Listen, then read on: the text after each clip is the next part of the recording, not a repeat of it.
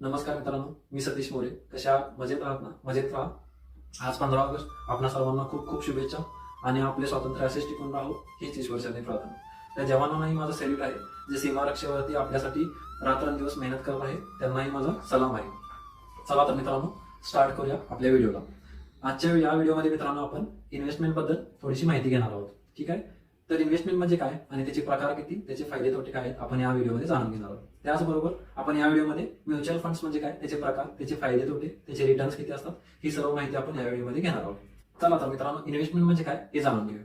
सर्वप्रथम ज्यावेळी आपण एखाद्या कंपनीमध्ये किंवा आपल्या शेतीमध्ये काम करतो किंवा आपल्या बिझनेसमधून जे काही पैसा जनरेट होतो, जे काही पैसा आपल्या बँक अकाउंटमध्ये येतो, सर्वप्रथम मित्रांनो आपण काय करतो, तर ते जो काही पैसा आलेला असतो तो आपण स्वतःच्या खर्चासाठी किंवा फॅमिलीसाठी किंवा आपल्या घर खर्चासाठी ते पैसे आपण खर्च करत असतो.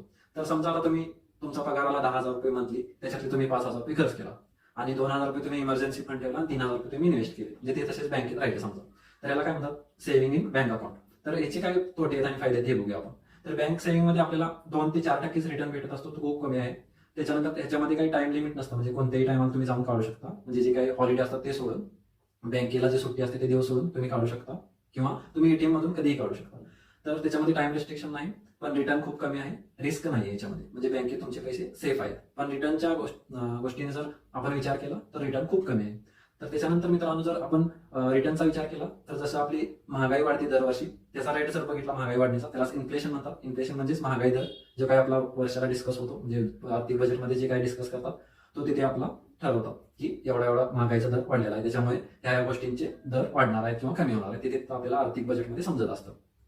मग मित्रांनो, समजा तुमचा पगार आहे 10,000 रुपये आणि तुमच्याकडे मंथली शिल्लक राहिले अकाउंटवरती 5,000 रुपये, आणि समजा यावर्षी एखाद्या वस्तूची किंमत आहे, एक मोबाईल खरेदी करायचा आहे 10,000चा, तो यावर्षी आहे 10,000 रुपयाला आणि पुढच्या वर्षी त्याची किंमत वेगळी असू शकते. मित्रांनो, जर महागाई वाढली तर त्या मोबाईलची किंमत 10,200 रुपये असू शकते किंवा 10,000 किंवा 11,000 असू शकते, 12,000 असू शकते. तर मग वाढले किती, 2,000 रुपये वाढले समजा, मग तो मोबाईल 12,000 रुपयाला झाला. म्हणजे किती टक्के इन्फ्लेशन वाढलं, तर मित्रांनो त्या मोबाईलवरती 20% त्याचा दर वाढलेला आहे. तर मित्रांनो, तुमची जी काही बँकमध्ये सेव्हिंग होती ती तुम्हाला पुरेशी आहे का मोबाईल घ्यायला? समजा तुमचे 10,000 रुपये सेव्ह आहेत, तर तुम्हाला पुढल्या वर्षी अजून त्याच्यामध्ये 2,000 रुपये एक्स्ट्रा ऍड करायचे आहेत आणि मगच तुम्हाला तो मोबाईल परचेस करता येईल, म्हणजे तो मोबाईल विकत घेते, म्हणजे तुम्हाला 2,000 रुपये एक्स्ट्रा द्यायचे आहेत. तर काय झालं मित्रांनो, इन्फ्लेशन वाढल्यामुळे तुमच्या पैशाची व्हॅल्यू वाढली नाही, तर तुमचा इथे लॉस झाला. तर ही जी सेव्हिंगचा हा जो सेव्हिंगचा प्रकार आहे, हा सगळ्यात बेकार प्रकार मानला जातो, ज्याच्यामध्ये आपल्याला रिस्क नाहीये, पण इंटरेस्ट खूप लो आहे, पण तुम्हाला सिक्युरिटी आहे. पण हा प्रकार सगळ्यात बेकार मानला जातो, त्याच्यामुळे तुमचा लॉस होतो. समजा हा प्रकार झाला बँक सेव्हिंग अकाउंटचा. दुसरा प्रकार काय आहे मित्रांनो, एफडीचा. तर एफडी मध्ये काय होतं मित्रांनो, तुम्ही ज्यावेळेला एखादी म्हणजे एफडी चालू करता, त्याच्यामध्ये तुम्ही 10,000 रुपये ठेवले समजा, त्याच्यावर तुम्हाला मॅक्सिमम म्हणजे जास्तीत जास्त आणि कमीत कमी 7 ते 8% रिटर्न भेटतोय आजकाल. तर याने काय होणार मित्रांनो, महागाई वाढली 20% आणि तुमची एफडीवरचा रेट वाढला 7 ते 8%. समजा तुमचे 10,000 रुपये, 10,000चे 8% किती झाले, समजा वरती एक 800 रुपये वाढले 10,000 वरती, तर तुमचं म्हणजे 8% तुमची वाढली. पण तोच जर 10,000 रुपये वरती तुमच्या 20% जर महागाई वाढली असेल, तर तुम्हाला तेवढे पुरेसे नाही, तुम्हाला तुमच्या शेवटी खिशातलेच पैसे घालावे लागणार आहेत. तर हा झाला एफडीचा प्रकार. तिसरा आहे मित्रांनो गोल्डचा, म्हणजे गोल्डमध्ये तुम्ही इन्व्हेस्ट करता. गोल्ड म्हणजे जे काही सोनं खरेदी करता, चांदी खरेदी करता, त्याचे भाव तर इतके हे आहेत, ओलाटाईल आहेत. ओलाटाईल म्हणजे त्याचे कमी जास्त होत राहतात, त्याच्यामध्ये म्हणजे सिक्युरिटी खूप कमी आहे. रिटर्न्स कोणी काही गॅरंटी देऊ शकत नाही सोन्यामध्ये, सोन्या चांदीच्या भावामध्ये ते होईल कधी पण त्याच्यामध्ये म्हणजे जास्ती होतात, तर त्याच्यामध्ये खूप रिस्क आहे. त्याच्यानंतर मित्रांनो पीएफ, ज्यावेळेला आपली सॅलरी होते त्यावेळेला पीएफ अकाउंटमध्ये आपले थोडेफार पैसे जात असतात, जसे की 12% आपल्या बेसिक सॅलरीच्या पीएफ कटिंग होत असतं मंथली. तर त्याचा एक फायदा आहे चांगला, पण त्याच्यावरती शेवटी इंटरेस्ट रेट काहीतरी समथिंग 8 ते 9% असतो.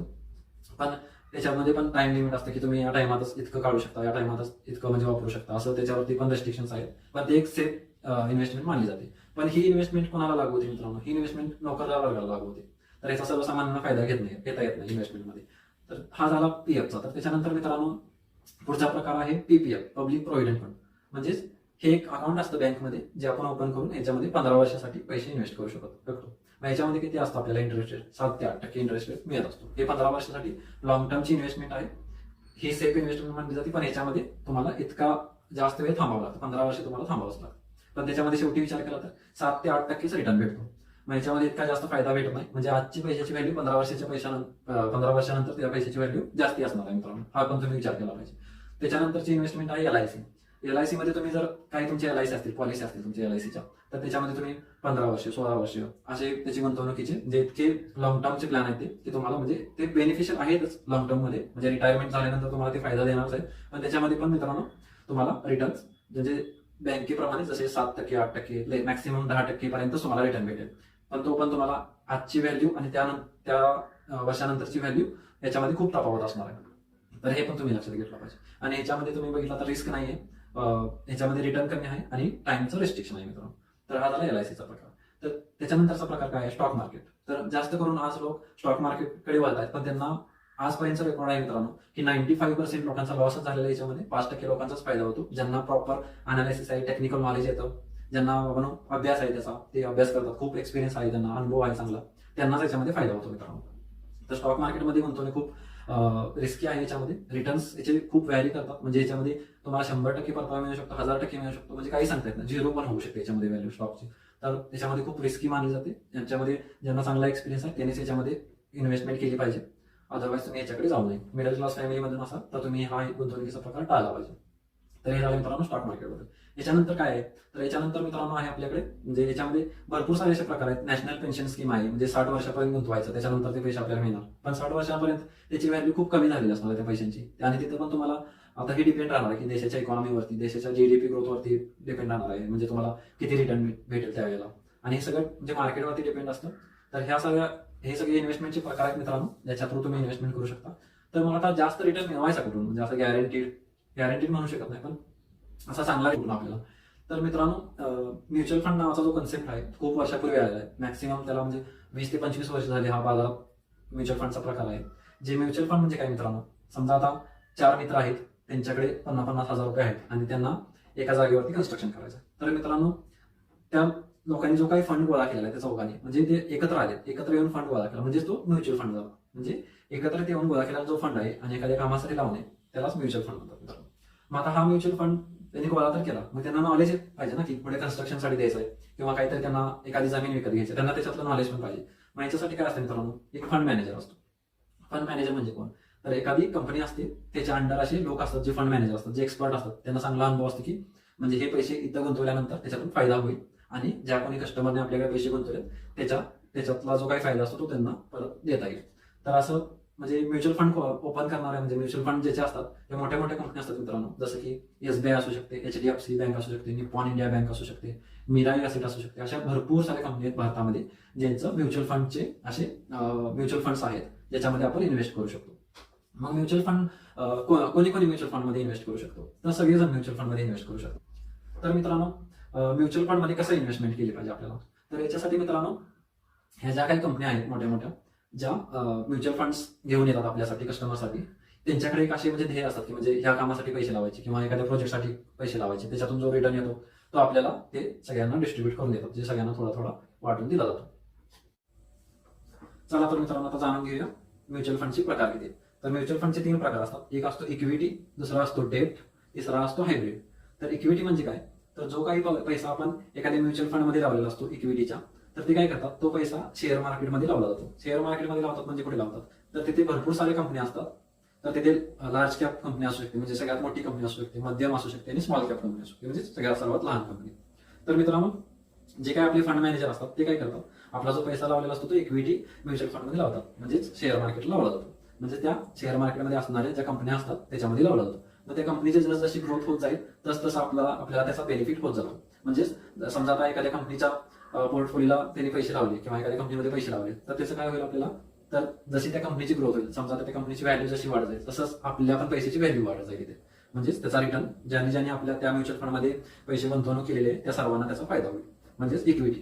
त्याच्यानंतर डेब्ट म्हणजे काय, तर डेब्ट फंड म्हणजे काय मित्रांनो, समजा आता आपल्या गव्हर्नमेंटसाठी ह्या वर्षासाठी बजेटमध्ये जर पैसे काही कमी पडले तर ते काय असतात, त्यांचे बॉन्ड्स असतात त्याच्यामध्ये, म्हणजे एखाद्या कामासाठी त्यांना अशी ठराविक रक्कम हवी असते, तर ते काय करतात, ते पब्लिककडून अशी रक्कम घेतात, म्हणजे त्या फंडमधून किंवा त्या एखाद्या बँकेकडून एखाद्या संस्थेकडून ते पैसे घेतात. समजा आता तुमचीच SIP आहे त्या बँकेमध्ये, त्या बँकेतून ते काय करतात, त्या फंडमधून पैसे घेतात आणि ते पैसे त्या सरकारी कामासाठी लावतात आणि ते काय सांगतात की आम्ही त्या फंडला आम्ही 7% 8% रिटर्न देणार आहे. डेब्ट फंड म्हणजे पण एक अशीच इन्व्हेस्टमेंट आहे जी की एखादा फिक्स त्याच्यामध्ये रक्कम आपल्याला रिटर्न भेटली जाते. त्याच्यानंतर आहे हायब्रिड. हायब्रिड म्हणजे काय, तर इक्विटी आणि डेब्ट ह्या दोन्ही अशा गुंतवणूक एकत्र केलेल्या असतात आणि त्याच्यामध्ये ही गुंतवणूक असते. तर मित्रांनो, इक्विटी म्हणजे काय आहे? इक्विटीमध्ये किती रिटर्न भेटतो? तर इक्विटीमध्ये आपल्याला मिनिमम आजपर्यंत जे रेकॉर्ड आहे त्याच्यामध्ये 7% ते मॅक्सिमम 100%च्या वरती पण असे एसआयपीज आहेत, त्यांनी वर्षानुवर्ष म्हणजे असा रिटर्न दिलेला आहे. म्हणजे 1 वर्षासाठी 100% दिलेला आहे, 2 वर्षासाठी त्याच्यापेक्षा थोडा कमी दिलेला आहे. म्हणजे असं कंपाऊंडिंग इंटरेस्ट त्यांनी दिलेला आहे. काही काही एसआयपीज असे आहेत. आता एक एसआयपीचं उदाहरण देतो तुम्हाला मी. HDFC defence India index fund असा होता, तर त्याने जवळजवळ 130% रिटर्न दिला होता एका वर्षामध्ये. म्हणजे जर तुम्ही या फंडमध्ये 1 लाख रुपये लावले असते तर त्याचे एका वर्षात 1,30,000 रुपये झाले असते. तर असे रिटर्न्स असतात. तर रिस्क कसं म्हटलं तर रिस्क खूप असते, पण लॉंग टर्म साठी याच्यामध्ये रिस्क खूप कमी आहे. पण शेवटी हे मार्केटवरती डिपेंड आहे मित्रांनो. आपल्या देशाच्या जी ग्रोथ आहे त्याच्यावरती डिपेंड आहे. प्रत्येक कंपनीच्या ग्रोथवरती हे डिपेंड आहे. म्हणजे आपण निश्चित नाही सांगू शकत की किती आपल्याला रिटर्न भेटेल. पण आजपर्यंत जर तुम्ही एखाद्या जर जाऊन एसआयपी चेक केली तर त्याच्यामध्ये चांगलाच रिटर्न आहे. मिनिमम 15% 12%च्या वरतीच रिटर्न भेटतो प्रत्येक एसआयपी मध्ये. असं नाही की एखादी एसआयपी झिरो झालेली. तर असं आहे मित्रांनो. तर म्युच्युअल फंडचे हे प्रकार होते. आणि आता आपण बघूया म्युच्युअल फंड मध्ये एसआयपी कशी करायची. चला तर मित्रांनो, आपण आता बघूया म्युच्युअल फंड मध्ये एसआयपी कशी करायची. तर सगळ्यात पहिला तुम्हाला म्युच्युअल फंड मध्ये जर गुंतवणूक करायची असेल तर तुम्हाला ह्या डिटेल्स लागू शकतात. जसे की म्हणजे आधार कार्ड असलं पाहिजे, तुमचं पॅन कार्ड असलं पाहिजे, त्याच्यानंतर तुमचं बँक अकाउंट असलं पाहिजे, तुमच्याकडे मोबाईल असला पाहिजे, तुमच्याकडे मोबाईल नंबर असला पाहिजे. तर मित्रांनो, ह्या सगळ्या तुम्हाला गोष्टी लागणार आहेत. मग ह्या तर गोष्टी झाल्या तुमच्याकडे सगळ्या आहेत. पण आता गुंतवणूक करायची कोणाच्या माध्यमातून? तर याच्यासाठी मित्रांनो इंडियामध्ये ब्रोकर्स आहेत, भरपूर सारे ब्रोकर्स आहेत. म्हणजे मराठीत सांगायचं झालं तर दलाल किंवा ह्याच्यात मध्यस्थी म्हणू शकतो आपण. तर असे भरपूर साऱ्या कंपन्या आहेत ज्या आपल्याला एक प्लॅटफॉर्म क्रिएट करून देतात, त्याच्यातून आपण ह्याच्यामध्ये गुंतवणूक करू शकतो. मग आता तुम्ही म्हणाल की अशा कोणत्या चांगले ब्रोकर्स आहेत की आपल्याला त्याच्यावरती ट्रस्ट ठेवून आपण त्याच्यामध्ये इन्व्हेस्ट करू शकतो? तर मित्रांनो, भरपूर सारे असे बँक जे आहेत, म्हणजे आता SBI घ्या, ICICI घ्या, HDFC घ्या, म्हणजे अशा बँक आहेत, त्यांचे स्वतःचे पण ऍप्लिकेशन्स आहेत. तुम्ही त्यांच्या ऍप्लिकेशन डाउनलोड करून त्याच्या थ्रू पण तुम्ही ह्याच्यामध्ये इन्व्हेस्टमेंट करू शकता मित्रांनो, गुंतवणूक करू शकता. तर हे झाले बँकेचे ऍप्लिकेशन. मग असे बाकीचे पण ब्रोकर्स आहेत, जसे झिरो आहे, एंजल वन आहे, ग्रो आहे, अपस्टॉक आहे. तर असे पण बाकीचे काही ऍप्लिकेशन्स आहेत जे तुम्हाला फायदेशीर ठरतील. म्हणजे ते तुम्ही डाउनलोड करून त्याच्यामध्ये इन्व्हेस्टमेंट करू शकता. मग आता तुम्ही म्हणाल त्याच्यातलं चांगलं ऍप्लिकेशन कोणतं? तर तुम्ही मित्रांनो, तुम्ही स्वतः याच्यावरती रिसर्च करू शकता. तुम्ही गुगलमध्ये जाऊन सर्च करू शकता की चांगलं ऍप्लिकेशन कोणतं आहे ट्रस्टवरती. मी पर्सनली मित्रांनो ग्रो ऍप्लिकेशन यूज करतो, कारण त्याच्यामध्ये भरपूर सारे म्हणजे असे फीचर्स आहेत ते मला आवडतात. म्हणजे तुमच्या एसआयपी म्हणजे प्रत्येक ठिकाणी एसआयपी असू शकते. म्हणजे तुमचे समजा आता भारतामध्ये भरपूर सारे म्युच्युअल फंड आपल्याला देतात त्याच्यामध्ये इन्व्हेस्ट करण्यासाठी. तर ते सगळे म्युच्युअल फंड आपण इम्पोर्ट करू शकतो. म्हणजे एका ठिकाणीच त्याची लिस्ट येते ग्रो ऍप्लिकेशन मध्ये. हे एक फीचर आहे. म्हणजे असे भरपूर सारे फीचर्स आहेत. हे फीचर्स म्हणजे बाकीच्या पण ऍप्लिकेशन मध्ये असू शकतात, असं नाही की नसू शकतात. कारण पण हे सोपं पडतं यूज करायला, त्याच्यामुळे मी हे ऍप्लिकेशन यूज करतो. मग हे ऍप्लिकेशन तुम्हाला जर डाउनलोड करायचं असेल तर ह्याच्यावरती आम्ही व्हिडिओ बनवला होता की अकाउंट कसं ओपन करायचं. मग त्याची लिंक वगैरे आम्ही त्या डिस्क्रिप्शन मध्ये दिली होती मित्रांनो. या व्हिडिओमध्ये पण आम्ही ती लिंक प्रोव्हाइड करू, जे तुम्ही यूज करून त्याच्यावरती अकाउंट ओपन करू शकता. तर ही झाली मित्रांनो अकाउंट ओपन करण्याची माहिती. मग आता तुम्ही म्हणाल एसआयपी कशी ओपन करायची. मग आता एकदा तुमचं अकाउंट क्रिएट झालं की तुम्हाला ते 24 ते 48 तासात व्हेरिफिकेशन होतं त्याच्यामध्ये. तर व्हेरिफिकेशन झालं की तुम्ही इन्व्हेस्टमेंट गुंतवणूक करण्यासाठी मोकळे आहात. मग तुम्ही थोडासा तुमचं सेव्हिंग असेल तर ते तुम्ही त्या ऍप्लिकेशनद्वारे एसआयपी ओपन करू शकता. मग आता एसआयपीचे पण 2 प्रकार आहेत. एक आहे एसआयपी जी आता एसआयपी म्हणजे काय म्हणाल तुम्ही, तर सिस्टमॅटिकली इन्व्हेस्टमेंट प्लॅन. तर आता समजा तुमचा जर दर महिन्याला पगार येत असेल थोडाफार, म्हणजे 10,000 रुपये आला समजा प्रत्येक महिन्याला पगार, आणि तुम्ही जर 2 ते 3,000 रुपये इन्व्हेस्ट करू शकत असाल एसआयपी मध्ये, तर तुम्ही काय करू शकता, तुम्ही जे काही ऍप्लिकेशन यूज करता त्याच्यामध्ये तुम्ही सेटिंग करू शकता की मंथली माझी म्हणजे 1 तारखेला किंवा 2 तारखेला, समजा तुमचा पगार आता 1 तारखेला येतो, तर तुम्ही मध्ये गॅप ठेवा 3 ते 4 दिवसाचा. कारण माहिती नाही की एखादा दिवस कमी जास्त होऊ शकतो पगार येण्यामध्ये. तर त्याच्यामुळे तुम्ही 3 ते 4 दिवसाचा गॅप ठेवा मध्ये. आणि समजा 1 तारखेला येत असेल तर तुम्ही 4 तारखेला किंवा 5 तारखेला एक एसआयपी चालू करा मंथली, जी ऑटोमॅटिकली तुमच्या बँकेतून त्या एसआयपी मध्ये पैसे जातील आणि तिकडे तुमचे जे इन्व्हेस्ट होत राहतील. मग ह्याच्यासाठी तुम्ही सेटिंग करायला पाहिजे की त्या ऍप्लिकेशन मध्ये जाऊन तिथे एक ऑप्शन असतो एसआयपीचा, जो आपण त्याच्या आता ह्या डेमो मध्ये बघणार आहे या व्हिडिओच्या. तर तुम्हाला तो डेमो मी दाखवला एसआयपी मध्ये कशी गुंतवणूक करायची आणि कोणत्या कोणत्या एसआयपीज आपल्यासाठी चांगले आहेत. आज आपण एक फंड असा घेऊया की ज्याच्यामध्ये आपल्याला चांगला रिटर्न भेटू शकतो, ते आता आपण या डेमो मध्ये घेऊया. तर ह्याच्यामध्ये आपण 2 बघूया, एक लमसम आणि एक मंथली म्हणजे सिस्टमॅटिकली इन्व्हेस्टमेंट प्लॅन, ज्याच्यामध्ये आपण प्रत्येक महिन्याच्या एखाद्या फिक्स तारखेला एक फिक्स रक्कम आपण जमा करणार आहे त्या म्युच्युअल फंडमध्ये. आणि दुसरी पद्धत अशी आहे मित्रांनो की आपण एका टाइमाला एक रक्कमी पण आपण एसआयपी मध्ये टाकू शकतो. समजा आता तुमच्याकडे 10,000 रुपये आहेत या महिन्यामध्ये आणि तुम्हाला 10च्या 10,000 रुपये गुंतवायचे, तर त्याला म्हणतात वन टाइम इन्व्हेस्टमेंट आणि वन टाइम एसआयपी होतं. मग त्याचे असे 2 ऑप्शन असतात ऍप्लिकेशन मध्ये, एसआयपी आणि वन टाइम इन्व्हेस्टमेंट. मग हे दोन्ही ऑप्शन आपण कसे लाईव्ह डेमो याचा घेऊया आता, आणि त्याच्यावरती तुम्हाला मी सांगतो की कसं आहे. मित्रांनो आता पाहूया, तुम्ही करोडपती बनू शकता का? तर का नाही तुम्ही बनू शकत. जर तुम्ही असं हा फॉर्म्युला यूज केला, जर महिन्याला 3,000 रुपये गुंतवले 15% 25 वर्षासाठी, तर तुम्हाला जवळपास 1 करोड रुपये भेटू शकतात मित्रांनो. आणि हे जर कॅल्क्युलेशन आपण थोडंसं वाढवलं जर त्या म्युच्युअल फंडमध्ये आपल्याला 20% रिटर्न भेटला तर तुम्ही मित्रांनो इमॅजिन नाही करू शकणार तुम्हाला इतका रिटर्न भेटेल. 2.5 करोड रुपये तुम्हाला भेटतील. तर तुम्ही बनू शकता करोडपती जर ही स्ट्रॅटेजी वापरली तर आणि चांगल्या म्युच्युअल फंडमध्ये इन्व्हेस्टमेंट केली तर. चला तर मित्रांनो आपण पुढचा पार्ट सुरू करू. मित्रांनो म्युच्युअल फंडमध्ये SIP स्टार्ट करण्याआधी मी तुम्हाला एक विचारू इच्छितो, इन्व्हेस्टमेंट का केली पाहिजे तुम्ही. तर समजा आता तुम्हाला भविष्यामध्ये 2 व्हीलर घ्यायचे, बाईक खरेदी करायची. जर समजा तुमच्याकडे पैसे नसतील तर तुम्ही काय कराल, तर एक तर तुम्ही लोन काढा, कोणाकडून तरी मागून घ्या. तर हे करू नका मित्रांनो. तुम्ही स्वतः कमवा, ते थोडे थोडे इन्व्हेस्ट करा. FD मध्ये करा, RD मध्ये करा, म्युच्युअल फंड मध्ये करा, जिथे तुम्हाला करायचे तिथे करा. पण ऍटलीस्ट तुम्ही इन्व्हेस्टमेंट करा आणि तुमचा एक ध्येय ठरवा की तुम्हाला ह्या पुढच्या वर्षी या तारखेला मला इतका पैसा गोळा करायचा आहे, त्याच्यातून मला एक बाईक खरेदी करायची किंवा तुम्हाला सायकल घ्यायची आहे किंवा तुम्हाला 4 व्हीलर घ्यायचे, जे काही तुम्हाला घ्यायचं त्याच्यासाठी एक ध्येय निश्चित करा आणि त्याच्यामध्ये इन्व्हेस्टमेंट स्टार्ट करा मित्रांनो. तर सगळ्यात महत्वाचं गोष्ट सांगायची झाली तर मित्रांनो, काही लोक असे असतात म्हणजे ते खूप घाबरतात, म्हणजे इन्व्हेस्टमेंट करण्यापासून खूप घाबरतात. का घाबरतात, तर त्यांना खूप नॉलेजचा थोडासा अभाव असतो, थोडासा एक्सपिरियन्स म्हणजे नसल्यामुळे, थोडंसं म्हणजे एज्युकेशनमध्ये त्यांचं थोडंसं जास्त नॉलेज नसल्यामुळे ते थोडंसं घाबरतात. पण घाबरून जाऊ नये. तुम्ही म्हणजे बँकेमध्ये जाऊन त्याच्याबद्दल थोडीशी इन्फॉर्मेशन घ्या आणि त्यांना विचारा की म्हणजे याच्यामध्ये काय रिस्क आहे, किती रिटर्न्स भेटू शकतात. तर असा तुम्ही सल्ला घेऊन मग इन्व्हेस्टमेंट चालू करू शकता. त्याशिवाय तुम्ही मित्रांनो पुढे नाही जाऊ शकणार. तर तुम्ही म्हणजे हे सगळे विचार करा, असे ध्येय निश्चित करा की तुम्हाला काय घ्यायचं आहे, काय नाही घ्यायचं आहे. घर घ्यायचं असेल, तुम्हाला सोनं खरेदी करायचं असेल, त्याच्यासाठी तुम्ही ऍटलीस्ट इन्व्हेस्टमेंट स्टार्ट करा, त्याच्यात जेणेकरून तुमचे स्वप्न जे काय असतील ते पूर्ण होत जातील. तसंच मित्रांनो हा व्हिडिओ म्हणजे इतरांना पण पाठवा, कारण या व्हिडिओमध्ये खूप सारी इन्फॉर्मेशन दिलेली आहे ज्याचा फायदा सगळ्यांना व्हावा. असं नका करू की नाही आता म्हणजे ह्या व्हिडिओमध्ये मला खूप फायदा होणार आहे, हा व्हिडिओ मी कोणाला शेअर नाही करा, असं नका करू. हा व्हिडिओ सगळ्यांना द्या, ज्याच्यामुळे सगळ्यांना फायदा होईल, याचा सगळेजण पुढे जातील. तर हाच माझा प्रयास राहील या व्हिडिओ थ्रू. चला तर मित्रांनो आपण पुढे बघूया की SIP कशी स्टार्ट करायची. चला तर मित्रांनो आता आपण SIP कशी स्टार्ट करायची ते पाहूया. तर सगळ्यात पहिला आपण ग्रो ऍप्लिकेशन वरती जाऊया. तुम्ही जर ग्रो ऍप्लिकेशन डाउनलोड केलं नसेल तर ते तुम्ही डाउनलोड करा आणि त्याच्यामध्ये तुमचा अकाउंट ओपन करा. तर मित्रांनो सगळ्यात पहिला आपण आलोय ग्रोच्या स्क्रीनवरती आणि इथे बघाल तर तुम्ही ग्रो ऍपमध्ये आपल्याला हे स्टॉक्स, म्युच्युअल फंड्स असे ऑप्शन दिसतात. तर तुम्हाला म्युच्युअल फंडवरती क्लिक करायचं इथे. त्याच्यानंतर म्युच्युअल फंडमध्ये क्लिक केल्यानंतर तुम्हाला इथे पॉप्युलर फंड म्हणून इथे दिसेल, Motilal Oswal mid cap fund. तर आज आपण याच्यामध्ये इन्व्हेस्टमेंट चालू करणार आहे आजपासून. तर याच्यावरती क्लिक करायचं आहे मित्रांनो तुम्हाला आणि याच्यावरती क्लिक केल्यानंतर तुम्हाला असं काहीतरी स्क्रीन दिसेल ग्राफची, ठीक आहे. ज्याच्यामध्ये आता तुम्ही पाहाल तर तुम्हाला इथे दिसेल याच्यामध्ये रिस्क किती आहे, इथे वरतीच दिसेल. हाय रिस्क आहे या फंडमध्ये. इक्विटी फंड आहे म्हणजे हे स्टॉक मार्केटमध्ये इन्व्हेस्ट करतात आणि हा आहे तो मिड कॅप कंपनी, म्हणजे मध्यम ज्या कंपनी असतात, जसं की 3 प्रकार असतात, स्मॉल कॅप, मिड कॅप आणि लार्ज कॅप. जसं आता ही मिड कॅप आहे म्हणजे मध्यम कंपनी असणार आहे, म्हणजे ज्याचं बॅलन्सिंग म्हणजे कल्चर असेल मित्रांनो, म्हणजे बॅलन्स असेल ती कंपनी. तर त्याच्यानंतर मित्रांनो आपण बघूया इथे या कंपन्या, या म्युच्युअल फंडने किती रिटर्न दिलेला आहे एका मंथमध्ये, त्याच्यानंतर 6 मंथमध्ये. तुम्हाला इथं सगळी इन्फॉर्मेशन भेटून जाईल.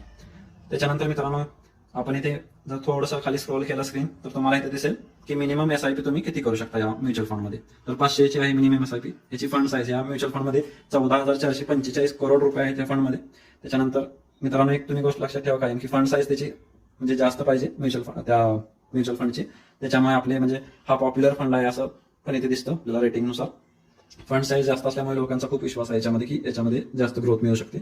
त्याच्यानंतर मित्रांनो हे झालं त्याच्याबद्दल माहिती. नंतर अजून एक माहिती आपण याच्यामध्ये घेऊया, एक्सपेन्स रेशो आणि एक्झिट लोड आणि टॅक्स. एक्सपेन्स रेशो मित्रांनो आहे 0.58 पैसे. त्याच्यानंतर एक्झिट लोड आहे 1%. 1% म्हणजे इथं तुम्हाला जर तुम्ही ही SIP म्हणजे ह्या म्युच्युअल फंडातून जर तुम्ही पैसे काढले 1 वर्षाच्या आतमध्येच तर तुम्हाला त्याच्यावरती 1% चार्जेस लागणार. 1% म्हणजे 100चा 1% ₹1 तसा. मग तसं 10,000चं तुमचं 1% म्हणजे तुमच्यासाठी म्हणजे ₹100 तुमचे इथून डिडक्ट होतील. तर त्याच्यानंतर स्टाम्प ड्युटी आहे इथे. स्टाम्प ड्युटी 0.005 आहे, खूप कमी आहे. आणि रिटर्न्स आर टॅक्स ॲट 20%. हे ITR जे भरतात म्हणजे टॅक्स भरतात, जे सॅलरीड एम्प्लॉई आहेत किंवा ज्यांना पगार येतो भरपूर, जे टॅक्स स्लॅबमध्ये आहेत त्यांच्यासाठी टॅक्स इम्प्लिकेशन आहे. तर मित्रांनो अशा ही माहिती याच्याबद्दल जी इम्पॉर्टंट माहिती आपण तीच माहिती बघतोय. चला तर मित्रांनो आता बघूया आपण वन टाइम SIP कशी स्टार्ट करायची याच्यामध्ये आणि मंथली SIP कशी स्टार्ट करायची. तर इथे 2 ऑप्शन आहेत स्क्रीनमध्ये. तर तिथे तुम्हाला दिसेल वन टाइम म्हणजे एका टायमाला तुमच्याकडे म्हणजे समजा तुमच्याकडे बोनस आला किंवा काही पैसे आले तुमच्या कामातून तर तुम्ही एका टायमाला याच्यामध्ये इन्व्हेस्ट करू शकता. एकाच दिवशी म्हणजे जे काय 5,000 टाकायचे तुम्हाला या म्युच्युअल फंडमध्ये, 5,000, 10,000 जे काय तुमची अमाऊंट असेल ती इथे सिलेक्ट करा आणि तुमच्या या बँकेच्या अकाउंटमधून तुम्हाला इथे इन्व्हेस्ट बटन दिसेल खाली. तर त्याच्यावर तुम्हाला क्लिक करून इथून पे म्हणायचं. तर तो तुम्हाला गुगल म्हणजे जे काय तुमचं UPI ऍप्लिकेशन आहे त्याच्यावरती रिडायरेक्ट करेल किंवा तुम्ही नेट बँकिंग सुद्धा करू शकता. इथे तुम्हाला दिसेल भरपूर सारे ऑप्शन्स आहेत. GPay आहे, अदर UPI आहे, GPay नसेल तर वेगळा UPI यूज करू शकता, नेट बँकिंग यूज करू शकता. तर इतके सारे ऑप्शन्स आहेत त्याच्यामध्ये. तर हा झाला वन टाइम SIP.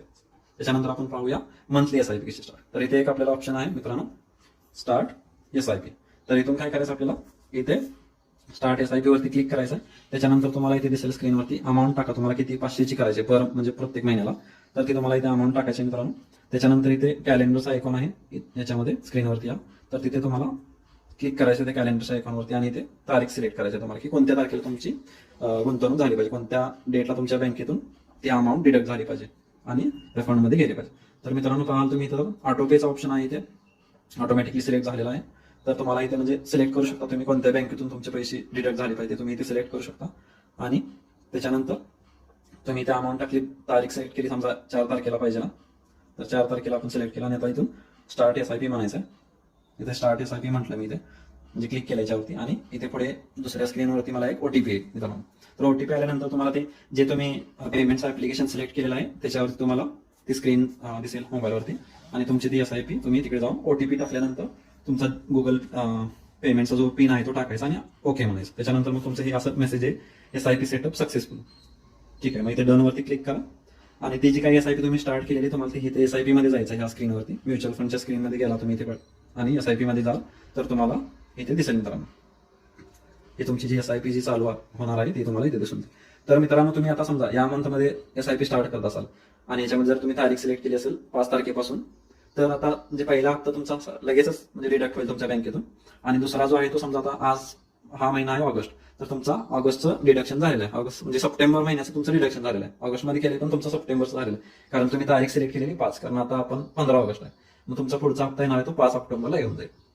तर प्रत्येक महिन्याला तुमच्या SIPचं म्हणजे जी काय अमाऊंट तुम्ही सिलेक्ट केली होती ती डिडक्ट होईल. तुम्हाला इथे त्याच्या सगळ्या डिटेल्स जसं ह्याचे अप्रूव्ह म्हणजे ह्याचे अप्रुव्हल येत जातील, म्हणजे जसं वरती म्हणजे ह्याचे जे कोण फंड मॅनेज करतो त्यांनी अप्रूव्ह करतो ते आणि पुढे ह्याचे आपल्याला प्रोग्रेस दिसून जाईल. आणि ज्या वेळेला तुम्हाला युनिट अलोकेशन होईल त्याचं, तर तुम्हाला त्याच्या इथे डिटेल्स दिसतील मित्रांनो. ह्याच्यामध्ये बघा तुम्ही, तर इथे तुम्हाला ते डिटेल्स दिसतील. Order approved by exchange, auto payment initiated आणि इथे डिटेल्समध्ये त्याचे जे काही कधी तुम्ही चालू केले ते सगळे डिटेल्स असतात.